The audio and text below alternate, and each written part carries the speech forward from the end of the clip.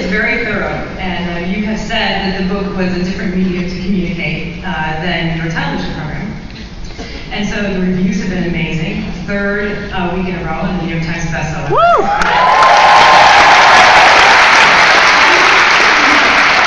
Do you feel that your message is getting through now to the public? You know, it's like I said, I have never done this before. It is a constant surprise. I have never written a book before. I've definitely never talked to this many people at once before. At least let the things see your faces. I will say, obviously, there's great egotistical pride that comes from topping the bestseller list or whatever. But beyond that, when I heard that it was going to be #1 on the Times list for the third week, I sort of felt like I wanted to say to the country, you guys know what this is about, right?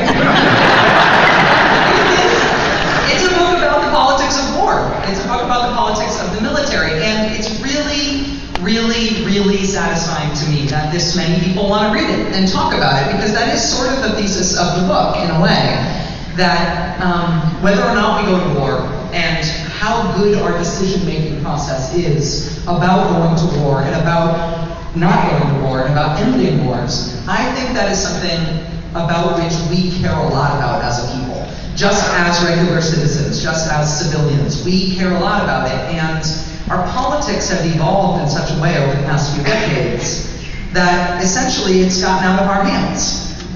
It's not only out of our hands in terms of whether or not politicians respect the public's wishes about war. It's actually sort of a point of pride for politicians now, I think on both sides of the aisle, to say that they will absolutely defy public opinion when it comes to war making, as if it is something you can't decide whether or not to go to war by the polls. Well, you don't decide it by the polls, but you are supposedly representative of the people. That's the whole idea of a democracy, that people are supposed to vote for you because they like what you're going to do, and then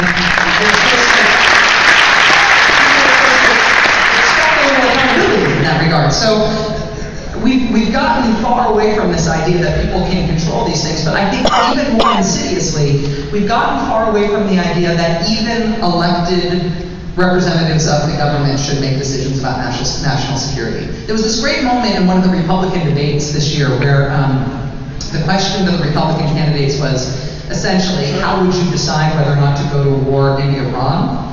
And the response from Herman Cain, which nobody blinked. Nobody blinked was, well, I'd ask the generals on the ground.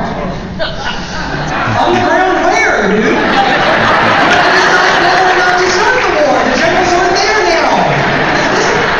There's this idea that there's no democratic decision-making process that can affect what we do on national security, that it's done by the experts, that it's a technocratic thing, that it's outside of politics, and that therefore our politics doesn't speak to it and shouldn't speak to it.